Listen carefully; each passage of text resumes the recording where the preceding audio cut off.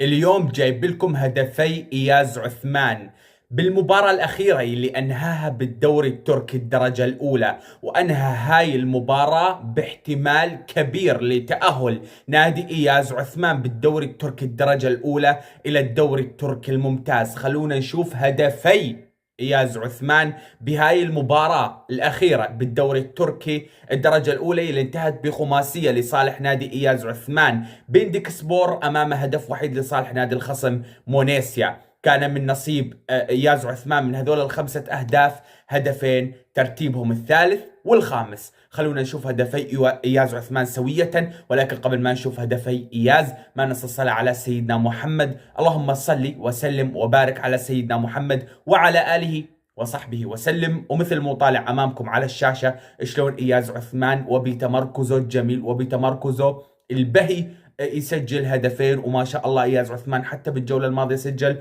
وبالدوري التركي الدرجة الأولى مع ناديو بندك سبور قام يسجل، رغم أنه هو لاعب ارتكاز ولاعب وسط، ولكن تمركزه الجميل بالملعب، تمركزه الجميل في منطقة الصندوق، انسلاله من مركزه من مركز الارتكاز إلى منطقة الصندوق تبع الخصم وتسجيله للأهداف تحسب للاعب منتخبنا ومايسترو وسط منتخب سوريا إياز عثمان. مثل ما قلنا لكم نادي إياز عثمان حاليا يحتل المركز الثالث في الدوري التركي الدرجة الأولى. هذا يعني أن نادي إياز عثمان سيلعب مباراة مصيرية وحدة مع النادي، مع هذول الأربعة أندية اللي ظهر أمامكم على الشاشة.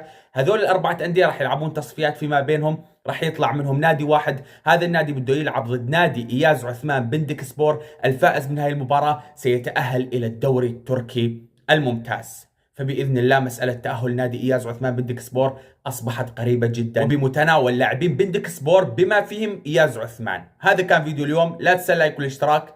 السلام عليكم ورحمة الله وبركاته.